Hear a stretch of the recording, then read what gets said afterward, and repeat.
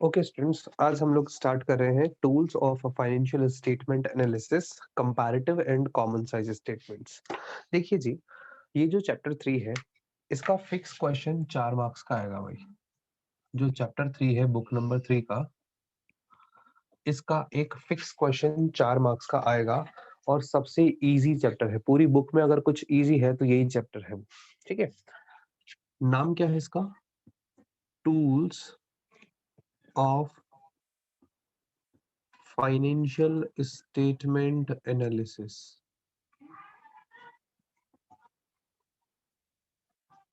बेटा आप ये वर्ड समझते हैं क्या, एनालिसिस वर्ड को? देखिए क्या होता है, हम लोगों ने जो हमारे फाइनेंशियल स्टेटमेंट्स बनाए हैं, इनको एनालाइज किया जाता है। नेक्स्ट स्टेप जो होता है फाइनल अकाउंट प्रिपेयर करने के बाद उसको एनालाइज करना होता है। एनालाइज करने का मतलब क्या होता है, हम लोग इसमें ये देखते हैं कि हमारे बिजनेस की sale, loss, profit, shareholder fund, non current liability, मतलब कोई भी चीज जो फाइनल अकाउंट में आती है उस पे क्या इफेक्ट पड़ रहा है, मतलब पिछले साल से कंपेयर करते हैं और हम इसका एक ट्रेंड निकालते हैं। इसका इंक्रीज ट्रेंड है, डिक्रीज है, परसेंटेज कितना बढ़ रहा है ना? तो एनालिसिस मतलब होता है ऐसे टूल्स जिनसे हम किसी बिजनेस को समझ पाते हैं बहुत बेटर तरीके से। ठीक है, इसे हम लोग एनालाइज कहते हैं। तो एनालाइज करने के कुछ टूल्स हैं, जिसमें हमने एक टूल देखा कैश फ्लो स्टेटमेंट, दूसरा देखा रेशो एनालिसिस। अब ये और टूल है कंपैरेटिव फाइनेंशियल स्टेटमेंट और कॉमन साइज फाइनेंशियल स्टेटमेंट्स। ये तीनों चैप्टर्स जो हैं, ये फाइनेंशियल स्टेटमेंट्स को एनालाइज करते हैं। यानी हम लोग ये चैप्टर्स पढ़ करके ये समझ पाते हैं कि कोई कंपनी कितनी अच्छी कितनी खराब। ठीक है, तो आप देखेंगे ये जो फाइनेंशियल स्टेटमेंट्स हैं, इनको एनालाइज करने के दो टूल्स हैं, मतलब दो तरीके हैं। एक होता है कंपैरेटिव, एक होता है कॉमन साइज। हम लोग ए पार्ट में पहले कंपैरेटिव पढ़ेंगे, फिर बी पार्ट में कॉमन साइज पढ़ेंगे। मतलब मैं इसको स्प्लिट कर रहा हूँ, ए और बी पार्ट में कॉमन साइज। तो बेटा मुझे बताइए, फाइनेंशियल स्टेटमेंट्स में अभी हमने क्या पढ़ा है? दो तरीके की चीजें पढ़ी। एक हमने पढ़ा बैलेंस शीट, तो मैं लिखूंगा कंपैरेटिव बैलेंस शीट बनाएंगे हम लोग इसमें, और कंपैरेटिव इनकम स्टेटमेंट बनाएंगे। ये दो ही चीजें आती है ना फाइनल अकाउंट में कंपनीज की, एक तो इनकम स्टेटमेंट, एक बैलेंस शीट। चैप्टर नंबर 1 इसी बुक का हमने बैलेंस शीट और इनकम स्टेटमेंट बनाना सीखा था। वैसे ही बच्चा कॉमन साइज में भी क्या होता है, थर्ड नंबर का हम लोग टॉपिक ये पढ़ेंगे कंपैरेटिव। अब कंपैरेटिव की जगह क्या वर्ड आ जाएगा, कॉमन साइज। क्या डिफरेंस होता है अभी देखेंगे, कॉमन साइज बैलेंस शीट और कॉमन साइज इनकम स्टेटमेंट। ठीक है, तो कुल मिलाकर के हमारे पास एनालाइज करने के लिए यहाँ पे दो टूल्स है, एक कंपैरेटिव है, कॉमन साइज। तो कंपैरेटिव हम फाइनेंशियल स्टेटमेंट्स को कंपैरेटिवली अगर एनालाइज करें या कॉमन साइज से एनालाइज करें, ठीक है, तो जैसा क्वेश्चन कहेगा हमें उस तरीके से एनालाइज करना है। तो पहले आपको ये समझ आ गया, टूल्स है ये, किसी भी कंपनी को एनालाइज करने के टूल्स है, किसी भी कंपनी के फाइनेंशियल स्टेटमेंट्स को एनालाइज करने के टूल है। हमने रेशो पढ़ा, वो भी फाइनल अकाउंट से ही पढ़ा। मतलब हमारे पास क्वेश्चन में या तो बैलेंस शीट गिवन होती थी, या बैलेंस शीट के कुछ आइटम्स गिवन होते थे, या इनकम स्टेटमेंट के कुछ आइटम्स गिवन होते थे। कैश फ्लो पढ़ा, कैश फ्लो में भी आपके पास या तो बैलेंस शीट गिवन होती थी कंपनीज की, या इनकम स्टेटमेंट गिवन होता था। वैसे ही ये चैप्टर नंबर 3 है, जहाँ पे हम लोग एनालाइज करना सीख रहे हैं कंपैरेटिव और कॉमन साइज फाइनेंशियल स्टेटमेंट्स बना करके। तो यहाँ पर भी हम लोग, हमारे पास क्वेश्चन में क्या होगा, या तो बैलेंस शीट होगी या इनकम स्टेटमेंट होगा। बहुत इजी सा चैप्टर है, अगर आप इसको अच्छे से समझोगे तो आप मान लो थोड़ी ही देर में खत्म हो जाएगा ये क्वेश्चन, पूरा चैप्टर खत्म हो जाएगा। आप आइए जरा बैक क्वेश्चंस पे, फर्स्ट क्वेश्चन से लेकर के अगर आप देखें लगभग 7 क्वेश्चन तक, है ना, comparative common size, sorry comparative balance sheet के ही क्वेश्चन है। मैं आपको एक बनाना सिखा देता हूँ, बाकी आप लोग सब बना लेंगे। मैं क्वेश्चन नंबर 5th बता रहा हूँ, क्वेश्चन नंबर 5th मैं आपको करके बता रहा हूँ। पेज नंबर है 3.31। क्वेश्चन कुछ इस तरीके से है कि आपके पास बैलेंस शीट दी हुई है WYE लिमिटेड कंपनी की 31 मार्च 2020 की। अब जब आपके पास जो बैलेंस शीट दी हुई है इक्विटी एंड लाइबिलिटी, इसमें एक कॉलम है नोट नंबर का, फिर है 31 मार्च 2020 का, फिर 31 मार्च 2019 का। ठीक है, तो हमें यहाँ पर एक नोट नंबर का कॉलम नहीं बनाना, पहली बात। ठीक है, हमें नोट नंबर का कॉलम नहीं बनाना, हमें क्या बनाना है, 4 कॉलम्स में डिवाइड करना है। मैं एक बार इसे हटा दूं क्या, एक बार इसे रफ कर दूं? ठीक है, आप लोग ऐसे ले लीजिएगा इसका एक बार। ओके, ले लिया होगा अब तक। अब मुझे क्या करना है बेटा, समझिएगा, मुझे 4 कॉलम्स बनाने हैं। एक नोट्स टू अकाउंट का कॉलम नहीं बनेगा, क्योंकि हम नोट्स टू अकाउंट के चीजों को भी हम लोग अभी इंक्लूड करने वाले हैं। ठीक है, 3 और एक और कॉलम बनेगा 4। तो यही बस, इसमें सिर्फ कैलकुलेशंस ही होती है, इस पूरे चैप्टर में सिर्फ कैलकुलेशन का गेम है।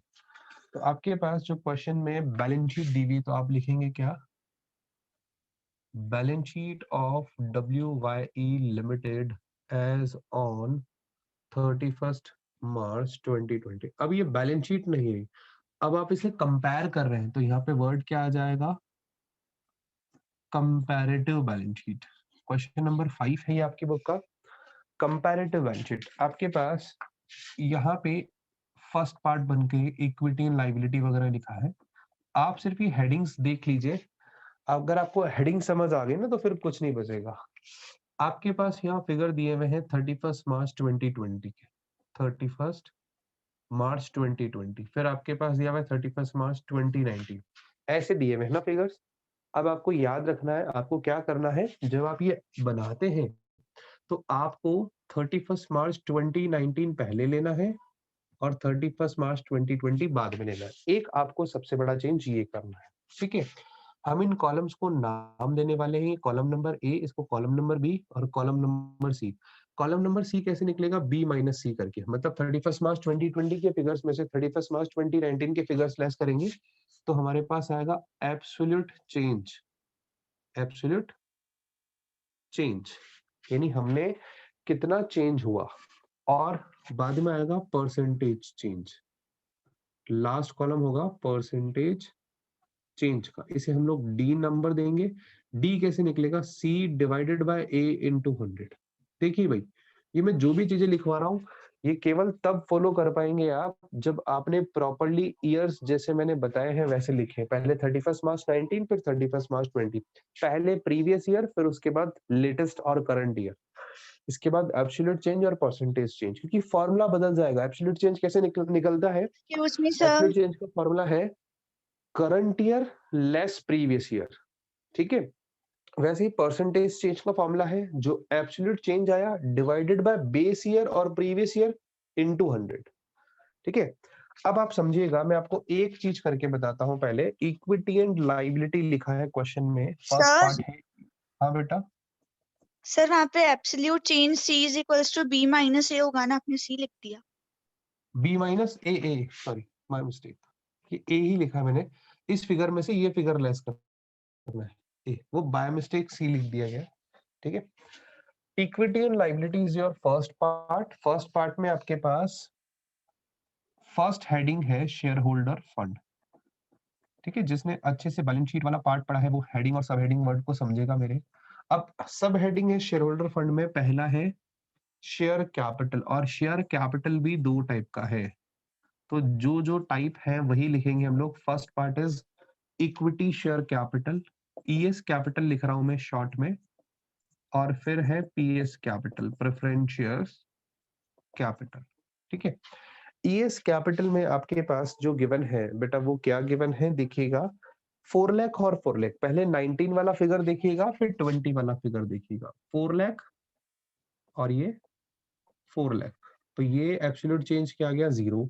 तो परसेंटेज चेंज भी 0 मत बोलिए, आप इसको निल बोल दीजिए या डैश लिख दीजिए, इसमें कोई परसेंटेज चेंज नहीं बैठेगा।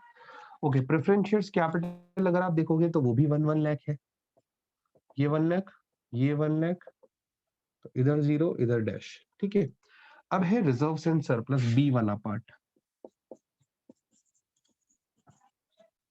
Reserves and surplus. ये आपके पास 1,10,000 दिया है 19 में और 1,20,000 हो गया ये 20 में, ठीक है। अब आप देखिएगा एब्सोल्यूट चेंज कैसे निकलेगा, बी माइनस ए, 120 माइनस 110, तो 10,000 रुपीज आ गया सी। और अब परसेंटेज चेंज कैसे निकलेगा देखिएगा, 10,000 यानी absolute change divided by previous year यानी बेस ईयर यानी ए वाला हेडिंग इनटू 100। तो जो भी परसेंट आएगा वो आप परसेंट रख दीजिएगा, है ना। आप लोगों का यहाँ पे जो भी परसेंटेज आए वो आप रख दीजिएगा, जितना भी आएगा, बस यही यही करना है इस पूरे टॉपिक में। Next is non current liability. एक छोटी सी चीज आपको और देखनी है। अब जब आप के पास क्वेश्चन में नोट्स टू अकाउंट दे रखा हो, नॉन करंट लायबिलिटीज में अगर आप देखेंगे लॉन्ग टर्म बोरिंग को एक फर्स्ट नंबर के वर्किंग नोट से रेफर किया हुआ है। तो इस चीज को बहुत अच्छे से समझ जाना बच्चों। अगर आपके पास क्वेश्चन में इस तरीके से कोई भी नोट्स से रेफर किया हुआ है, जैसे यहाँ लॉन्ग टर्म बोरिंग्स ए नंबर डाल रखा है, ए को लॉन्ग टर्म बोरिंग्स को नोट नंबर 1 से रेफर किया है, तो आप 450 फिगर नहीं लिखेंगे, आप नोट टू अकाउंट पे जाएंगे। आप देखेंगे लॉन्ग टर्म बोरिंग में दो आइटम है, एक बैंक लोन है और एक 8% डिवेंचर है। तो देखिए मैं दोनों को इंडिविजुअल लिखूंगा, बैंक लोन और फिर है 8% डिवेंचर्स,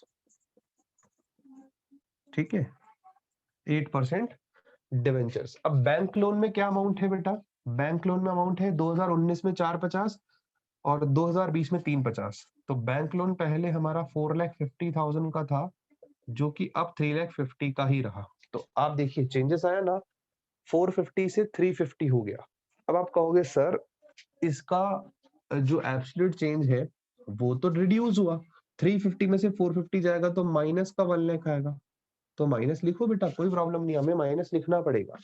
और यहाँ पे माइनस का 1 lakh divided by 3,50,000, oh sorry 4,50,000, base year में तो 4,50,000 है, इनटू 100।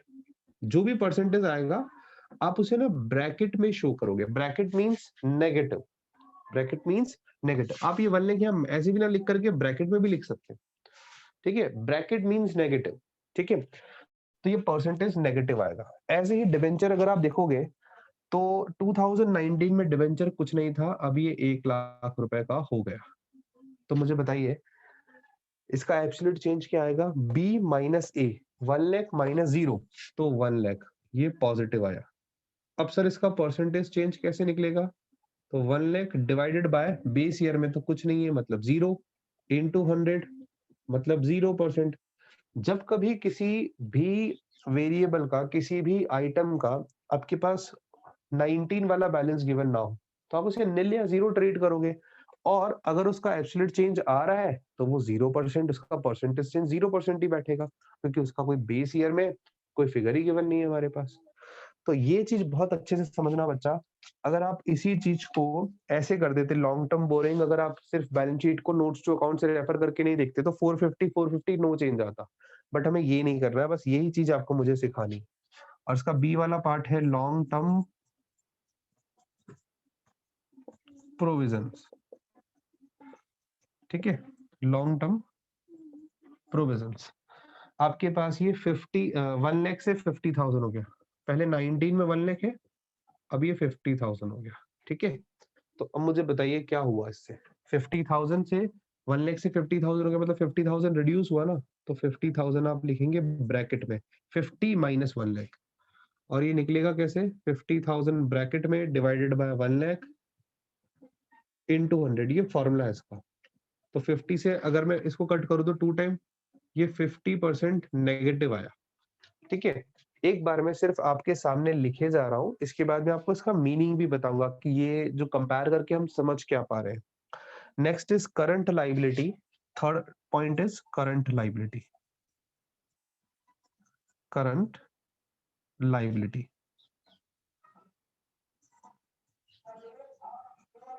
ठीक है। करंट लाइबिलिटी आप देखिएगा,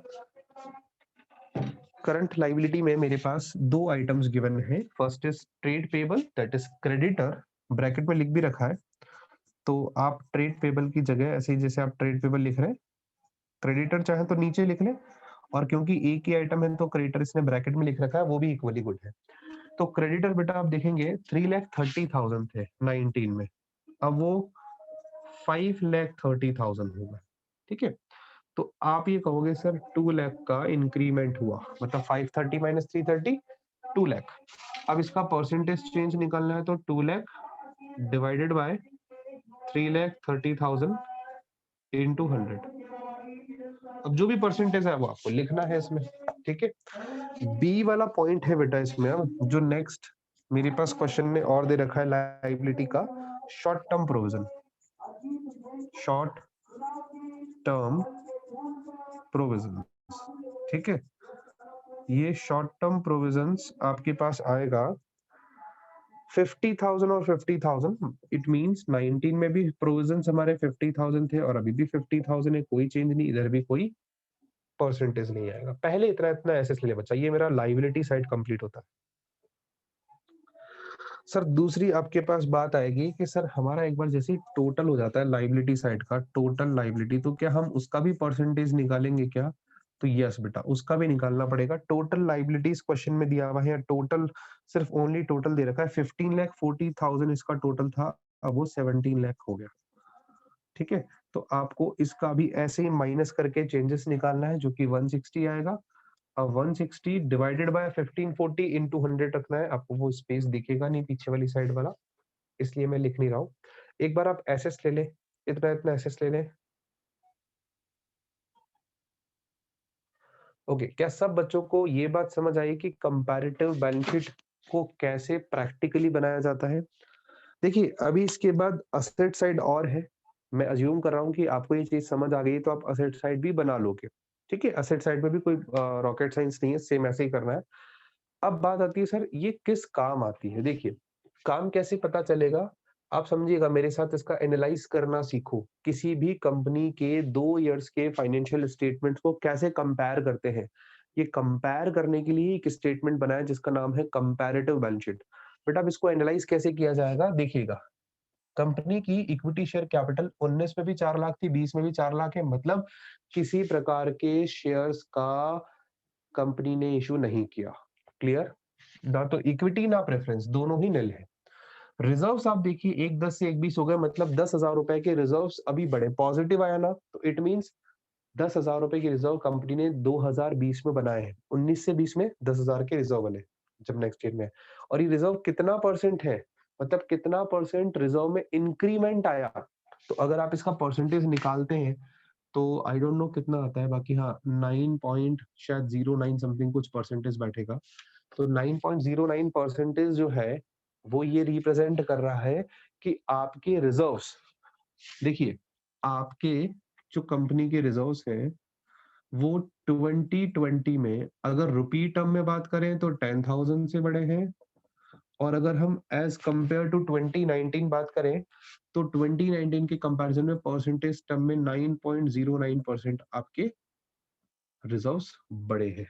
ठीक है, तो जब कभी हम किसी कंपनी के फाइनेंशियल स्टेटमेंट को कंपेयर करते हैं तो वहां पे हमें ये भी देखना होता है कि कंपनी की अर्निंग्स बढ़ रही है। रिजर्व्स कब बनेंगे? जब कंपनी के प्रॉफिट्स होंगे, और प्रॉफिट होंगे तो रिजर्व्स कितना बढ़ रहा है ये भी इंपॉर्टेंट है, क्योंकि अल्टीमेटली ये रिजर्व किसका होने जाएगा? पार्टनर्स का होगा, ओनर्स का होगा। आई बात समझ में? तो इस तरीके से कंपेयर किया जाता है। वैसे ही आप यहाँ ये लोन को देखिए, नॉन करंट लायबिलिटी में लॉन्ग टर्म बोरिंग्स में बैंक लोन और 8% डिवेंचर। बैंक लोन अगर आप देखेंगे तो पहले 4,50,000 था 2019 में, 2020 में 3,50,000 हो गया। इट मींस 1 लाख का बैंक लोन का रीपेमेंट हुआ है। 1 लाख रुपए हमने चुकाए हैं, और ये 1 लाख जो हमने चुकाया है ये कितना परसेंट है, मतलब कितने परसेंट की टर्म में जा रहा है भाई ये? ठीक है, तो 100 डिवाइडेड बाय 4.5 करोगे तो 1,000 को 45 से डिवाइड मार दो, 5 टर्म 45, 5 दिन 10, 9 दूनी 18, मतलब ये लगभग कोई 22.22% समथिंग कुछ बैठना चाहिए। ठीक है, तो यस अगर सर। हम लोग बात 22 पॉइंट, आप 2 ही मान लीजिए, 22.2%, इसका मतलब जो बैंक लोन कंपनी ने ले रखा था, कंपनी ने उस बैंक लोन का 22.2% पे कर दिया है भाई। समझ आ रहा है? परसेंटेज टर्म में 22.2% पे कर दिया है, और रुपीज के टर्म में 1 लाख रुपीज कंपनी ने पे कर दिया है। क्लियर है? तो इस तरीके से बेटा आप कंपैरिजन करते हैं। समझ आ गया ये टूल किस तरीके से वर्क करता है? एसेस ले लें सब बच्चे। सो बैलेंस शीट आप इसका कंप्लीट कर लेंगे बेटा क्वेश्चन नंबर 5 का, जिसमें असेट साइड भी बाकी है। ठीक है, मेरे पास स्पेस नहीं तो मैं असेट साइड फिर बना लेता आपके लिए, मैं चाहूँ तो रफ करके बना दूं, बट मुझे लग नहीं रहा है कि कोई ज्यादा टिपिकल सा पॉइंट है जो आपको परेशान कर सकता है। इसमें हो जाएगा। अब बेटा क्वेश्चन नंबर 1 से लेके क्वेश्चन नंबर 7 तक आपको यही करना है। एक बात आएगी जब आप क्वेश्चन नंबर 1 देखेंगे, तो क्वेश्चन नंबर 1 में किसी भी तरीके से बैलेंस शीट प्रॉपर फॉर्मेट में नहीं है। अगर आप क्वेश्चन नंबर 1 देखेंगे तो उसमें सिर्फ हेडिंग्स ही दे रखी है। तो आपको इसी फॉर्मेट में उसे रखना है। Equity and liability part, share holder fund, first share holder fund उसी के फिगर्स दे रखे हैं, तो शेयर होल्डर फंड्स के फिगर लेने हैं। फिर डायरेक्टली नॉन करंट लायबिलिटी है तो नॉन करंट लायबिलिटी आपको अरेंज इसी तरीके से करना है। मतलब पहले इक्विटी एंड लायबिलिटी लिखना है, फॉर्मेट यही बनाना है, फर्स्ट भले ये, सेकंड भले ये, फिर थर्ड भले ये, फिर टोटल भी लिखना है। फर्स्ट क्वेश्चन अगर आप करोगे तो सिर्फ हेडिंग्स दी हुई है, उन हेडिंग्स के फिगर्स लिख करके एब्सोल्यूट चेंज और परसेंटेज चेंज निकालने। ठीक है, चलिए हो जाएगा आपसे 1 to 7 क्वेश्चंस इसी तरीके के हैं। अब बात आती है सर, कंपैरेटिव इनकम स्टेटमेंट भी ऐसा ही बनेगा क्या? बिल्कुल सर, ऐसा ही बनेगा comparative income statement, but income statement proper format में आपके पास नहीं अरेंज आएगा, आपको उसे अरेंज करना होगा।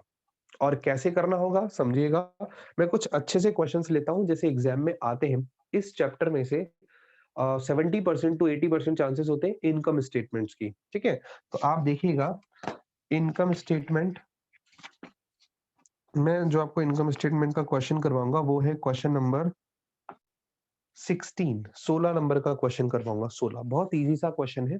आप देखिएगा यही 4 जो है वो मैं कॉलम्स बनाने वाला हूँ। हाँ, पहले यहाँ तक किसी बच्चे को अगर कोई डाउट हो तो पूछ ले भाई, नहीं तो फिर मैं रफ करूँ इसे।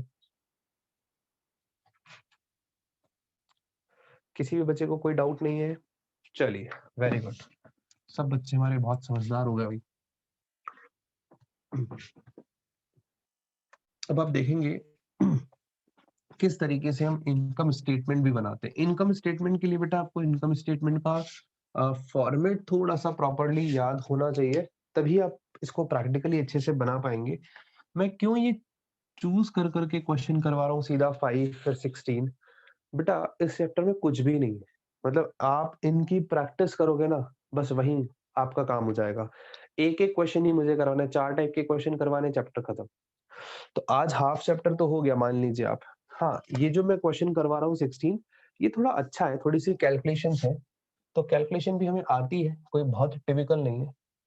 देखिए जी, पर्टिकुलर का कॉलम 31 मार्च 19, 31 मार्च 20, एब्सोल्यूट चेंज, और यहाँ पे आ जाएगा परसेंटेज चेंज। देखिए भाई, कॉलम्स वही रहने हैं, सिर्फ और सिर्फ आपको ये देखना है आप इनकम स्टेटमेंट बना रहे हैं या बैलेंस शीट बना रहे हैं, बस उसी फॉर्मेट को आपको फॉलो करते हुए चलना है।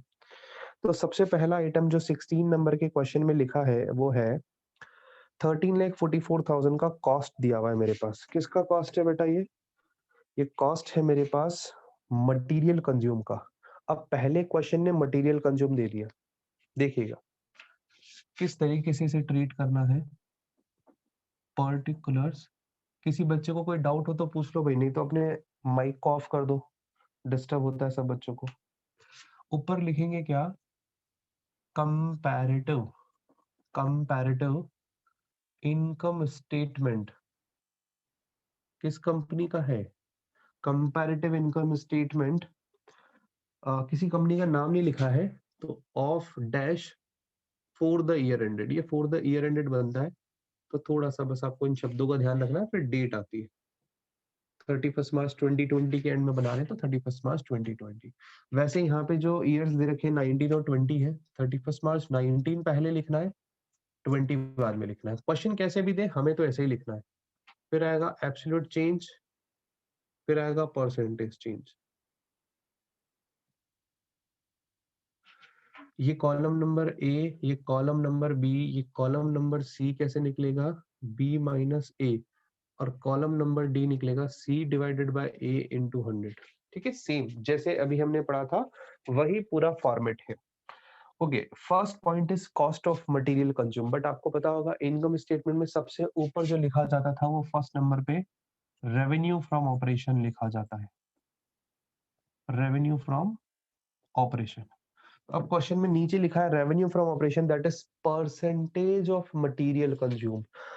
तो आप देखिएगा 19 में 6 लाख रुपए का मटेरियल कंज्यूम है, तो 6 लाख का ये कह रहा है 200%, 6 लाख का 200% मटेरियल कंज्यूम का परसेंटेज निकाल दो, वो रेवेन्यू फ्रॉम ऑपरेशन आ जाएगा। तो रेवेन्यू फ्रॉम ऑपरेशन क्या क्या परसेंटेज 19 का कितना दिया हुआ है 200%, तो 6 लाख का 200% होता है 12 लाख।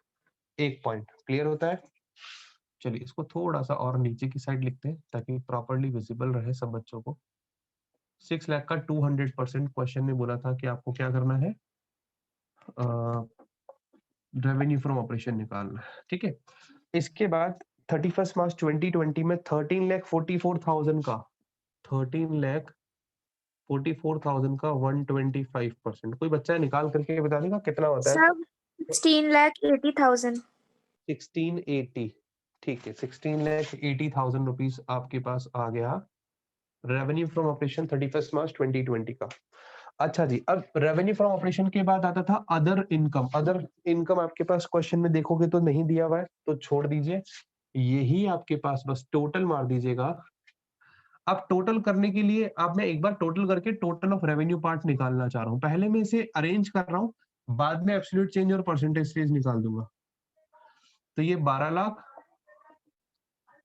16,80,000 क्लियर। नेक्स्ट पार्ट आता है आपका एक्सपेंसेस वाला पार्ट। एक्सपेंसेस में क्या क्या आता है बेटा? First is cost of material consume, तो वो मेरे पास क्वेश्चन में दिया हुआ है, इसका है 6 लाख रुपए और उसका है 13,44,000, ठीक है। नेक्स्ट और भी बहुत सारे खर्चे आते हैं, लेकिन इस क्वेश्चन को देख करके मुझे जो एक्सपेंसेस दिख रहा है वो केवल अदर एक्सपेंस दिख रहा है और एक टैक्स रेट है। तो अदर एक्सपेंस, अदर एक्सपेंस में कौन कौन से खर्चे हैं बेटा? परसेंटेज ऑफ ऑपरेटिंग रेवेन्यू बोल रहा है, 10% 10% दोनों। ऑपरेटिंग बोले तो ये 12 लाख का 10%। ऑपरेटिंग रेवेन्यू मतलब क्या होता है? रेवेन्यू फ्रॉम ऑपरेशन का 10%, इधर 1,20,000 और इधर 16,80,000 का 10%, वो आएगा 1,68,000। आपको क्या करना होता है इसके बाद? खर्चों को साथ में एक साथ जोड़ना होता है, उसे बोलते हैं टोटल ऑफ एक्सपेंस। क्या बोलते हैं? टोटल ऑफ एक्सपेंस, ठीक है। तो टोटल ऑफ एक्सपेंस कितना बैठ रहा है? 6 और 1,20,000 7,20,000, 1344 और 168 14,10 15,10,000। एक बार टोटल मार देना इसका, ये सही है क्या? हाँ 15,10,000। इसके बाद आपका जो काम होता है, आप क्या करते हैं? आप लिखते हैं, वैसे देखिए फर्स्ट के बाद सेकंड आप इसे दे दीजिए, थर्ड इसे दे दीजिए, फोर्थ इसे दे दीजिए, और ये बनता है फिफ्थ, ये आता है प्रॉफिट बिफोर टैक्स। अब प्रॉफिट बिफोर टैक्स कैसे निकलता है बेटा? टोटल ऑफ रेवेन्यू में से टोटल ऑफ एक्सपेंस लेस करके, मतलब सेकंड वाले में से फोर्थ वाला पॉइंट लेस करके। तो सेकंड वाला 12 लाख, 12 में से 7,20,000 गया, तो 4,80,000 रुपए आपका आ गया प्रॉफिट बिफोर टैक्स। ऐसे इसका 16,80,000 में से 15,10,000 क्या? 1,70,000 आ गया प्रॉफिट बिफोर टैक्स। मैंने हाफ पार्ट अभी छोड़ रखा है, वो समझाऊंगा, पहले मुझे इसे अरेंज करना है। इसमें से लेस एक्सक्यूज होता मी है सर। बेटा, रॉन्ग आ रहा है क्या? हाँ सर, वो 15,12,000 होगा। 12,000 हो रहा है, ओके। हाँ भैया सर। करिए 15,12,000 होगा, और ये कितना बचेगा फिर? 68,